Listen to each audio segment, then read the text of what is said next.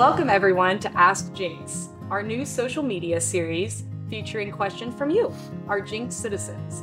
And we thought it was very fitting that our very first episode, we would have a special guest, Jenks Mayor Cory Box. Thanks for being here. Thank you, Katie, and thanks for putting us together. So could you give us just a brief, what ward you cover, how long you've been a counselor, and how long you've been mayor? So I cover Ward 6, which the geography has changed in the last 2 years. So for anybody wanting to know where that is, they just simply have to go to jenks.com and look at the ward map. I got initially elected in April of 2017, subsequently again in 2021, and then the council elected me as the mayor in April of 2021. So 3.5 years almost now. Okay. We had said, do citizens even know how our government is run in Jenks? You know, I think there maybe are some people out there that don't know that we're a council manager government. Definitely. Most people don't know this. And it's quite a bit different because everybody looks at Tulsa and thinks that that's our model. The highest ranking employee in the city of Jenks that has a job, full-time job, is our city manager.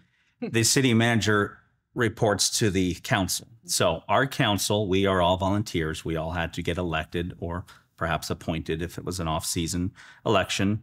And we are all volunteers. So a lot of people either don't know this or have a hard time believing it, but we do not get paid. Counselors in the city of Jenks are 100% volunteers, non-paid. And we are basically a liaison or a conduit, if you will, to your real source of help in most cases, which is city staff members. Right. Yeah. You know, a question that I think gets brought up a lot and actually was submitted was, does council have their mind made up about any decision, like any decision that maybe is going to have to go to a council meeting?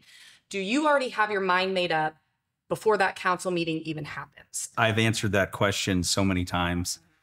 And if I finally thought maybe it's time we answer these questions all at once and put it on a platform where everybody can have access to it. So do we all have our minds made up before we walk into the council meetings? Sometimes yes, and sometimes no. It would seem from the public's perspective of not having access to meetings and previous discussions and work sessions and committees. And, you know, as the mayor, I do get a lot of phone calls from real estate developers, people looking to invest in Jenks, people who want to open a restaurant. They end up always calling the mayor. But that being said, most of these decisions go through so many steps and so many layers of recommendation that by the time it gets to the council, it's already fully vetted. And at that point, most of the time, your councilors are simply looking at the decision, which, by the way, was recommended by the city planner, recommended by all of staff, recommended by engineering, recommended by the city manager, sent for approval to the planning commission, whose job is to look at the more technical aspects of these projects. The goal is for us to be very, very educated before we get there. At a bare minimum, we have 3 days or 4 days of reading to do before every meeting. So we have 4 days of reading. And in those 4 days, we can call and ask staff questions. Why is it being done this way? Give me some background information. Does it meet the strategic goals of the city?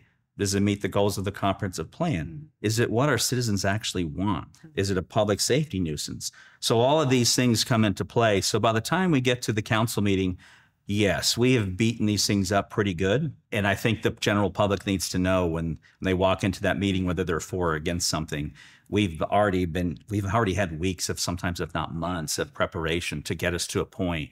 And at that point, it takes a certain amount of skill and a really good debate to kind of to change the tide of that decision. So it's a great question. But what I will say is this, and I just thought of this, and it's a good reminder. The residents that know this process and know that these decisions are mostly thought out ahead of time are asking us, okay, fine. But instead of coming into a meeting and just saying yes and getting through the meeting in 45 minutes, could you share some context as to how you got to that yes? So you'll see more of that going forward, where we actually spend time discussing or providing context to a decision that maybe seems like it was pre-made. This first episode was kind of an introduction to this series. And so going forward, we will be answering more direct citizen questions, 1 to 2. We're going to start with 2 episodes a month. So look forward to another episode this month with Councilor Kevin Short.